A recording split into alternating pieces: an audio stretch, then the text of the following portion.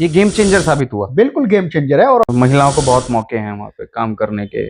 दूसरे ऊपर से बहुत बड़े नेशनलिस्ट जो लोग हजरत हुसैन, वो इंसानियत के दुश्मन तो हो ही नहीं सकते, लेकिन उन्हें ये नहीं पता था कि मुकाबला ईरानियों से है। अमेरिका को झुका दिया या जीत कैसे हुई है मैं बता दूं आपको। उसका कारण पता क्या है? Epstein file. दीन को थोपा ना जाए। ऐसा क्यों? ऐसा नहीं है, मतलब और महिलाएं वहां ज्यादा सेफ है, उनके लिए देश पहले है। ये तो गैर इस्लामिक काम किया हमास ने। घरों में कफन रखती हो का जज्बा है, जो प्रेरणा वो करबला से लेते हैं। जज्बा दो जगह से आता है। नमस्कार, मैं रवि गौतम और आज हमारे बीच में एक ऐसी शख्सियत मौजूद हैं जिनको ईरान के बारे में हर क्षेत्र की नॉलेज है।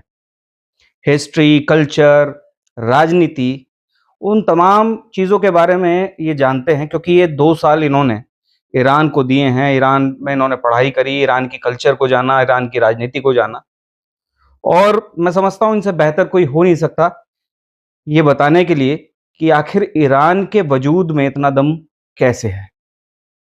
ईरान के बारे में बहुत सारी बातें हैं, बहुत सारी चीज़ें जो लोगों के बीच में भ्रांतियाँ बनी हुई हैं, गलतफहमियाँ हैं, और गलतफहमी है या सही है, सब इनसे बात करेंगे। डॉक्टर लक्ष्मण जो हमारे बीच में मौजूद हैं, आपका स्वागत है हमारे प्रोग्राम में। बहुत धन्यवाद। लक्ष्मण जी कैसे हैं आप? मैं एकदम बढ़िया हूँ, आप बताइए। ईरान से कब आए हैं? ईरान से आए हुए हो गया साल भर से कम हुआ है। तो बच के आ गए? नहीं, मैं जब वहां था तो जंग शुरू हो चुकी थी 2024 में भी।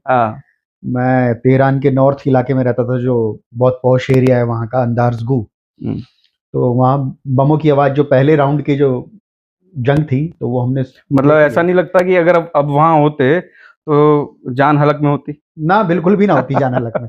मैं तो बल्कि मिस कर रहा हूँ कि मैं वहां क्यों नहीं हूँ। मैंने अपने ईरानी दोस्तों से कहा कि यार मैं बहुत ज्यादा मिस कर रहा हूँ कि मैं जंग के इस माहौल में ईरान में क्यों नहीं हूँ। क्योंकि जिस जगह मैंने इतने अच्छे एक्सपीरियंस लिए, घूमा, सैर की, बहुत पढ़ाई की, लाइब्रेरी जाता था रोज, नेशनल लाइब्रेरी जाता था, तो क्या मैं सिर्फ मौज मस्ती के लिए या सिर्फ पढ़ाई के लिए ईरान में था? तो अच्छा, मैं मुसीबत में भी मैं आपके साथ हूँ। ईरान में जंग से मुझे डर नहीं लगता। देखिए, जंग से जितने दिन डरने लगे ना, तो उस दिन तो सड़क पे चलना भी छोड़ देंगे, आप तो हमें कोई व्हीकल टक्कर मार दे। वैसे मैं मोटरसाइकिल रेस करने वाला आदमी हूँ। मैं मोटरसाइकिल रेसिंग मेरी हॉबी है। ईरान में क्या पढ़ाई करी? सेकंडों से पहले डेथ हो जाती है, तो जंग से क्यों डरेंगे? ईरान में क्या पढ़ाई करी? किस सब्जेक्ट की? मैं फारसी पढ़ने गया था ईरान में, क्योंकि मुझे पठानों के इतिहास पर कुछ रुचि थी। तो मैं टोंक के एक बार लाइब्रेरी में गया, तो मैंने देखा सारी की सारी किताबें फारसी में, तो मुझे लगा कि यार फारसी पढ़ने के लिए ईरान जाना चाहिए, क्योंकि इंडिया में जो फारसी की पढ़ाई होती है वो बहुत ही घटिया, शब्द थोड़ा सा बेइज्जती वाला हो जाएगा, लेकिन अच्छी नहीं है। तो इसलिए मैंने सोचा कि ईरान चलता हूँ, और ईरान में मैंने पढ़ाई करी। पहले मैं कौम, जो वहाँ का रिलीजियस सिटी है, शियाओं की थियोलॉजी का सेंटर है, जहाँ 80,000 तालिब इल्म, मतलब जो रिलीजियस स्टडीज के स्टूडेंट हैं वो पढ़ते हैं, मैंने वहां से पढ़ाई की। मदरसा अल मेहदी से मैं 5 महीने पढ़ा। उसके बाद मैंने तेहरान विश्वविद्यालय से 1 साल पढ़ाई की फारसी जबान की। अच्छा, तो चल रहा है, सीज फायर की घोषणा हो चुकी है, तो क्या लगता है कि ईरान ने अमेरिका को झुका दिया या ईरान ने कॉम्प्रोमाइज किया है? कॉम्प्रोमाइज तो बिल्कुल भी नहीं कहा जा सकता। अमेरिका को ही झुकना पड़ा है, क्योंकि ट्रंप खुद ब खुद बोल रहा है कि अब हम 2 दिन दे रहे हैं, अभी 4 दिन दे रहे हैं, अभी 1 हफ्ता दे रहे हैं, अब हम ईरान के खिलाफ एक संयुक्त मोर्चा बनाने वाले हैं। इसी तरह की वो बातें कर रहे थे, और वो खुद ब खुद बात कर रहे थे कि हम ईरान की लीडरशिप से बात कर रहे थे। अब ईरान की लीडरशिप बोल रही थी कि हमसे तो कोई बात ही नहीं कर रहा। देखिए, ईरान की जंग कैसे है, की जीत कैसे हुई है मैं बता दूं आपको।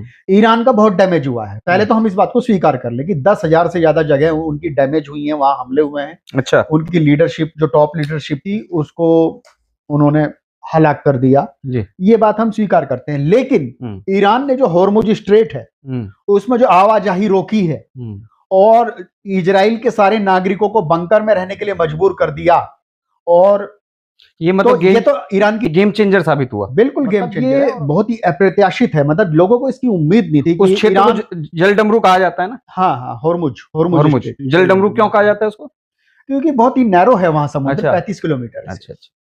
इस युद्ध ने तो दिखा दिया कि ईरान वाकई में हथियार बना रहा था। बहुत हथियार हैं उसके पास, अंडरग्राउंड बहुत मिसाइलें उसने बना रखी हैं। देखिए, तो क्या ईरान खतरा है क्या दुनिया के लिए? नहीं, ईरान कोई खतरा नहीं है। वो पहली बात तो मैं आपको बता दूं, शियाओं का देश है, और शियाओं की आपको कभी कोई टेररिस्ट रेयर ही आपको शिया मिलेगा। इनकी जो थियोलॉजी है वो बहुत अलग है। इनकी जो, और ऊपर से ईरान एक बहुत बड़ी सिविलाइजेशन रहा है 2500 साल से, बहुत हाई लेवल की सिविलाइजेशन रहा है। और वहां इस्लाम का भी एक अलग ही किस्म का इंटरप्रिटेशन है, जिसमें टेररिज्म का कोई स्थान नहीं है। तो इस वजह से वो निर्दोषों को तो नहीं मारेंगे। जो लोग हजरत हुसैन से प्रेरणा लेते हो वो इंसानियत के दुश्मन तो हो ही नहीं सकते। पहली बात तो ये है। तो ईरान हथियार जरूर बना रहा था, लेकिन अपनी आत्मरक्षा के लिए बना रहा था। अगर ऐसी ही बात है तो अमेरिका जो झंडा बरदार बनता है कि हमने पूरे देश दुनिया में ह्यूमन राइट्स के ठेके लिए हुए हैं, तो वो सऊदी अरब में या जितने गल्फ कंट्री हैं उनमें ह्यूमन राइट्स के बारे में क्यों नहीं सोचता? या उनको अगर परमाणु बम से इतनी दिक्कत है तो नॉर्थ कोरिया पे जरा नॉर्थ कोरिया पे सवाल खड़ा करके दिखाए ना, तो वो भी टारगेट देखते हैं। तो ये सोच रहे थे कि हम वेनेजुएला की तरह यहाँ जाएंगे और इनको जैसे हमने वेनेजुएला में किया यहाँ करेंगे, लीडरशिप को मार देंगे और ये 1-2 दिन में घुटने टेक देंगे। लेकिन उन्हें ये नहीं पता था कि मुकाबला ईरानियों से है। ट्रम्प एक तो ईरानी और दूसरे ऊपर से बहुत बड़े नेशनलिस्ट। अच्छा, नेशनलिस्ट तो बहुत बड़े हैं। वो सबसे पहले वो नेशनलिस्ट है, मुसलमान और शिया भी बाद में है। अच्छा, मैं इसका बताता हूँ बात। बहुत सारे लोग सवाल कर सकते हैं कि ऐसा कैसे, तो इसके मैं 2 एग्जाम्पल देता हूँ। वहां अरब मुसलमानों ने जब 1400 साल पहले हजरत उमर के जमाने में फतह की, तो उन्होंने वहां अरबी जबान थोपनी चाहिए, लेकिन ईरानियों ने अपनी आइडेंटिटी नहीं बदली। उन्होंने अपनी जबान पे वो कायम रहे, फारसी। उन्होंने इस्लाम जरूर कबूल करा, लेकिन अपनी जो आइडेंटिटी है, जो फारसी जबान है, उसको उन्होंने कायम रखा। पहली तो बात ये। जबकि उससे पहले इजिप्ट में और सीरिया में अरबी जबान नहीं थी, लेकिन अभी उनकी आइडेंटिटी बदल चुकी है। अभी लोग अरबी हो चुके हैं, क्योंकि उन्होंने अपनी लैंग्वेज छोड़ के, जो कोप्टिक लैंग्वेज थी और सीरिया में कोई और लैंग्वेज थी, मैं नाम भूल गया, तो उसे अरमाइक थी शायद, तो उसे छोड़ के तो वे लोग अरबी बन चुके हैं। लेकिन ईरानियों ने इस्लाम कबूल करने के बावजूद अपनी आइडेंटिटी नहीं छोड़ी। और वहां आज भी जो सबसे बड़ा त्योहार है वो नौरूज है, जो कि इस्लाम से पहले का त्योहार है और जो कि ट्रेडिशनली जोरास्ट्रियंस का त्योहार है, जिन्हें पारसी भी हम कहते हैं, और वही सबसे बड़ा त्योहार है। वहां महिलाओं के ऊपर बहुत अत्याचार होते हैं, ऐसा बताया जाता है। अमेरिका भी इसी बात को लेकर उसने माहौल बनाया और कि आम लोगों के साथ बड़ा खराब व्यवहार है ईरान के अंदर। कोई भी सिस्टम हो, कोई भी दुनिया का निजाम हो, परफेक्ट कुछ होता नहीं है। लेकिन जहां तक मेरा एक्सपीरियंस है, हाँ, ड्रेस कोड है। लड़की अगर किसी सरकारी इदारे में जा रही है, कोई भी खातून है, तो अगर वो इदारे में जा रही है या सड़क पे चल रही है या कार चला रही है, तो उसके लिए हिजाब अनिवार्य है, बुर्का नहीं है वहां। मतलब आपको सिर ढकना है। कितने समय से ये हुआ लागू? क्योंकि ये कहा जाता है पहले तो बहुत मॉडर्नाइजेशन था वहां। मॉडर्नाइजेशन अभी भी है। अगर आप उनके घरों में अंदर जाओगे, देखोगे, क्योंकि मैं वहां ईरानियों के साथ रहा हूँ, उनके घरों में सोया हूँ, हर तरह के लोगों के साथ, मजहबी लोगों के घर में भी रहा हूँ मैं। आप यकीन नहीं करेंगे कि मैं ऐसे मजहबी लोगों के घर में भी जाके सोया हूँ कि जहाँ सारी की सारी खातून मतलब पर्दा नशी थी, मतलब पर्दे का रिवाज था। तो ईरानी लोगों को, पहली बात तो हम लोग, एक हमारे दिमाग में इमेज ये है, खासतौर से इंडिया में, कि अगर हम इस्लाम की या मुसलमानों की जो इमेज है ना, हम अपने आस पड़ोस के मुसलमानों को देख के करते हैं, जबकि ऐसा नहीं है। ईरानी लोगों का तो अगर हम कंपेयर करें ना यहाँ के शियाओं से भी, भारत के शियाओं से भी, तो वे लोग उनसे ज्यादा, बहुत ज्यादा एडवांस हैं। और यहाँ के शियाओं में, वे लोगों के जो अकीदे में भी बहुत ज्यादा फर्क है। मतलब बहुत ज्यादा नहीं है, फर्क है, काफी फर्क है। इस तरह के उदाहरण मिलते हैं, जैसे कि वहां रसूल अल्लाह की इमेज आपको देखने को मिल जाएगी, जो कि यहाँ हराम है। और हजरत अली की, हजरत हुसैन की पूरी जो मिडिल ईस्ट की शिया बेल्ट है, मैं घूमा हुआ हूँ पूरी जगह। अच्छा। मैं ईरान गया हूँ, लेबनान गया हूँ, सीरिया गया हूँ, जॉर्डन गया हूँ, तो वहां ये हलाल है। अच्छा। हाँ, उनका अकीदा अलग है। अच्छा, वहां तकबीर जो है ना, जो खूनी मातम जिसको बोलते हैं, जो यहाँ इंडिया में शिया करते हैं, उस पे वहां बैन है। वो आयतुल्ला अली खामेनी साहब ने उस पर बैन लगाया था। अच्छा। तो यहाँ वो बैन नहीं है, लेकिन अच्छा, हाँ, तो वहां खूनी मातम अगर कोई भी करेगा, वो चाहे कोई भी हो, तो अकीदे के नाम पर उसको पुलिस अरेस्ट करके ले जाएगी। अच्छा। इस तरीके से वहां के जो मातम नहीं मनाया, मातम नहीं है, तो इश्ना अशरी 12 इमामों को मानने वाले, लेकिन इसमें भी काफी डिफरेंस है। काफी नहीं, मतलब थोड़े बहुत डिफरेंस है। बहुत मौके हैं वहां पे काम करने के। हाँ, आप अगर बाजार वगैरह में जाएंगे और कहीं किसी भी शहर में जाएंगे, तो महिलाएं ऐसा दिखाया जाता है आदमियों से ज्यादा बाहर घूमती हुई आपको मिलेंगी। और हर इदारे में हैं, हर दफ्तर में हैं, टैक्सी चला रही हैं, और ऐसा नहीं है मतलब, और महिलाएं वहाँ ज्यादा सेफ है भारत के मुकाबले, कानून की वजह से वहाँ। हाँ, बड़े सख्त कानून है। हाँ, इस्लामिक कानून है, मतलब इस मामले में बहुत सख्त कानून है। मतलब मेरी कई दोस्त हैं ऐसी ईरानी महिलाएं जो पूरा ईरान अकेले कार से घूम देती हैं, जबकि ईरान का एरिया बहुत बड़ा है। ईरान इंडिया का ऑलमोस्ट आधा है, 16.5 लाख स्क्वायर किलोमीटर है। इंडिया 32.5 लाख है, तो ऑलमोस्ट आधा है, तो सेफ है, बेहतर है। ये नहीं कहूंगा कि मतलब एकदम बहुत अच्छा है, क्योंकि कुछ कुछ बंदिशें हैं, जैसे महिला वहां साइकिल नहीं चला सकती, मोटरसाइकिल नहीं चला सकती, और अगर ऐसा क्यों?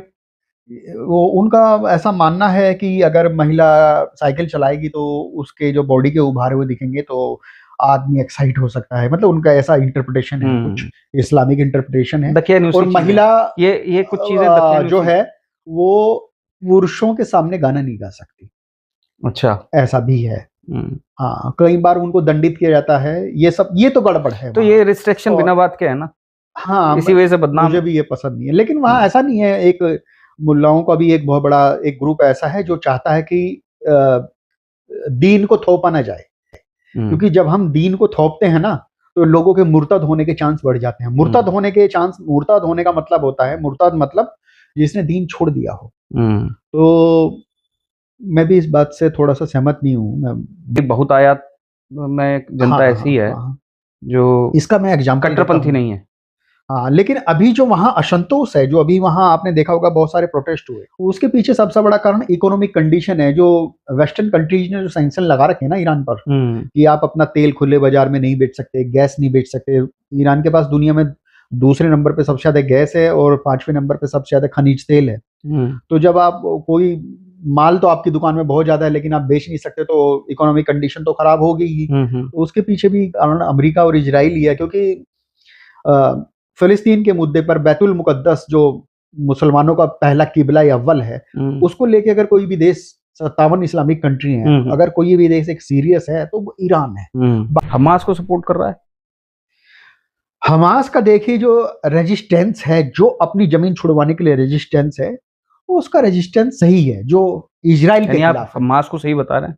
हाँ, मैं हमास को सही बता रहा हूँ, लेकिन उन्होंने जो अक्टूबर में जो कार्रवाई की थी, जो इजराइलियों को मारा, निर्दोष मारा, उसको मैं सपोर्ट नहीं, वो गलत किया उन्होंने, क्योंकि फिर उससे एक ऐसा युद्ध शुरू हुआ कि 50-60 हजार निर्दोष गाजावासी मारे जा चुके हैं। आप बहुत सारे दर्शकों को बता दूं कि शायद मुझे इस बारे में लोगों को बता दूं कि मैं खुद गाजा जा चुका हूं, मैं गाजा रहा हूं। मैं इमदाद लेके गया था वहां, एड कारवान के साथ में वहां गया था। तो मेरे बहुत सारे गाजा में भी दोस्त हैं। तो हमास के इस कृत्य की मैं सराहना नहीं करता हूँ, मतलब इसकी मैं भर्त्सना करता हूँ कि निर्दोष इजरायली हो चाहे कहीं भी दुनिया में कोई भी आदमी हो, उसको मारना नहीं चाहिए।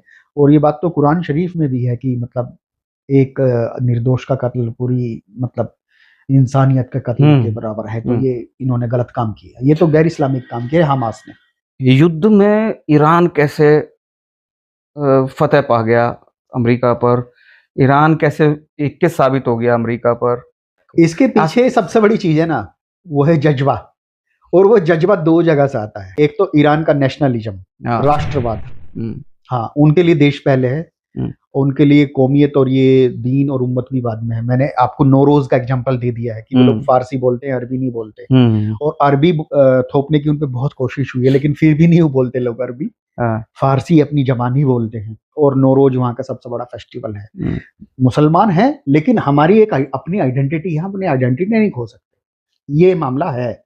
दूसरा, शीयत जो है, जो शियाइज्म है, जो शिया इस्लाम है, उसमें जो शहादत का जज्बा है, जो प्रेरणा वो करबला से लेते हैं। अब वहाँ हर साल मतलब मुहर्रम के महीने में मतलब एक किस्म की मेंटल ट्रेनिंग होती है उनकी, कि शहीद हो जाना है। शहीदों का सबसे बड़ा सम्मान है वहाँ। तो जो लोग घरों में कफन रखते हैं शिया अपने, अच्छा, तो जो कौम अपने घरों में कफन रखती हो, अब आपने देखा कि ये अमेरिका ने बोला था हम तुम्हारे पुलों पर पावर सेंटर्स पे जो पावर रिएक्टर्स पे इस पर हमला करेंगे। तो देखो कितने सारे ईरानी वहां गए। मानव श्रृंखला, वो जज्बा अमेरिकी और इजरायली में तो कभी भी नहीं आ सकता। तो ये जिस देश के लोगों में ऐसा जज्बा होगा उन्हें और बाकी इनकी तैयारी भी बहुत जबरदस्ती, इन्होंने मिसाइलें बना रखी थी और बहुत जबरदस्ती, बहुत पहले से तैयारी कर, बहुत तगड़ी टक्कर दी। अमेरिका का मेन मोटो क्या है, क्या ऑब्जेक्टिव है उसका? ये क्या चाहता है? ये जंग जो है ना, मैं आपको बता दूं, ये वाली पर्टिकुलर जंग वो तो हमें पता ही है कि अमेरिका हर देश में दखलंदाजी करता है और पूरी वो दुनिया हर में ऐसे ही देश कर में, रहा है। हाँ हाँ हाँ, 100 से ज्यादा देशों में वो लोग तख्ता और पलट ये करने की मस्खरा कोशिश कर आदमी आ गया तो ये ज्यादा कर रहा है। हाँ।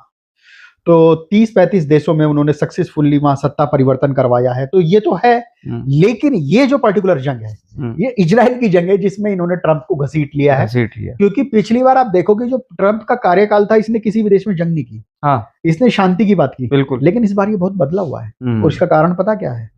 Epstein file. एप्स्टीन फाइल, तो एप्स्टीन फाइल बड़ा बवाल है। मुझे तो लगता है मुझे लगता है यही कारण है शायद।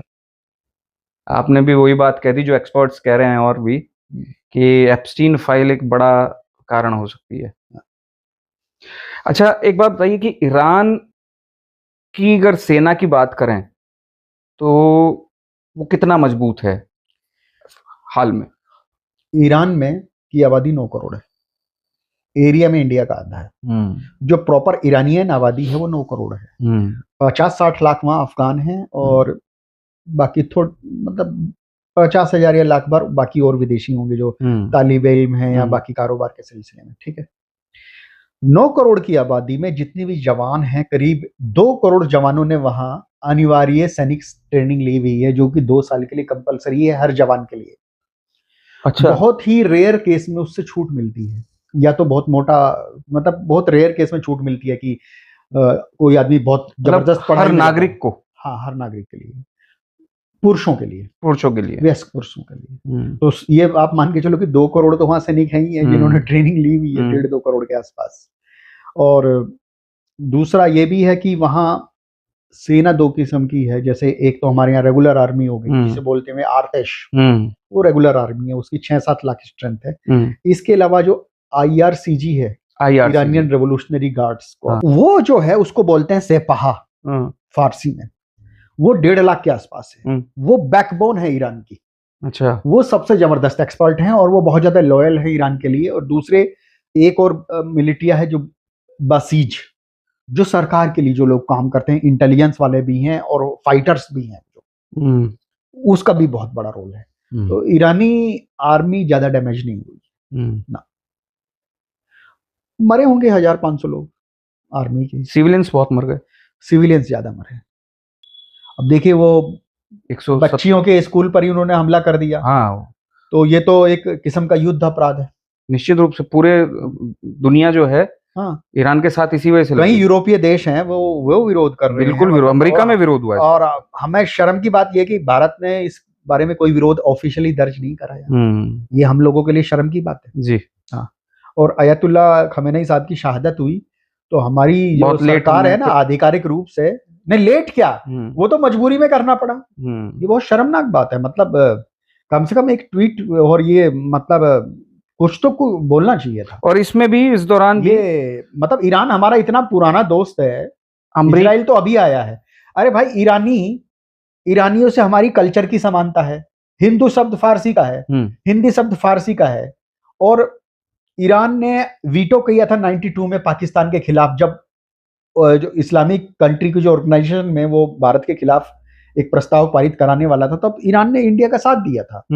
1-2 छोटे मोटे ट्वीट उन्होंने जरूर किए हैं कश्मीर के सपोर्ट में, उनको संतुष्ट करने के लिए। लेकिन ईरान बहुत ज्यादा एंटी इंडिया नहीं है। वो एंटी इंडिया था वहां के राजा के जमाने में, जो खुल के पाकिस्तान का सपोर्ट करता था, जब भारत सोवियत संघ के पाले में था और ईरान अमेरिका के पाले में था, तब बहुत ज्यादा मुखालफत करता था ईरान। लेकिन जब से वहां जमहूरियत इस्लामी आई है, मतलब जमहूरियत इस्लामी का मतलब जब से वहां अयतुल्ला का शासन आया है, तब से वो भारत की तरफ झुका ही है। अरे हमारे प्रधानमंत्री वाजपेयी जी वहां की मजलिस में जाके उन्होंने भाषण दिया कि भैया मैं लखनऊ से चुन के आया हूँ और मुझे शियाओं ने चुन के भेजा है। 1 घंटे का उन्होंने भाषण दिया था वहां की संसद में। तो लेकिन इस सरकार ने पूरे का पूरा वो मतलब इसकी विदेश नीति बड़ी अजीबोगरीब हो गई है। और ट्रंप भी बेइज्जती कर रहा है वगैरह वगैरह। और विदेश नीति पर तो बहुत बात होती थी, बहुत तारीफें की जाती थी कि ना हम लोग फेल हो गए हैं। देखिए पाकिस्तान कैसे वाहवाही लूट रहा है, हम लोग इस मोर्चे पे उनसे पीछे। चलो ठीक है, उन्होंने वो करवा दी, लेकिन हमें मतलब मैं सबसे ज्यादा जो झटका लगा और मतलब मुझे अफसोस हुआ कि जब अयतुल्ला खमेनी साहब की शहादत हुई, उस पर कम से कम एक ट्वीट या कुछ बोलना चाहिए था, वो नहीं किया इन्होंने। ये स्टैंड नहीं लिया हमने। हाँ, स्टैंड लेना चाहिए, बिल्कुल लेना चाहिए। हम एक एक संप्रभु देश हैं हम, हमारी एक आजाद विदेश नीति रही है, हमेशा से रही है।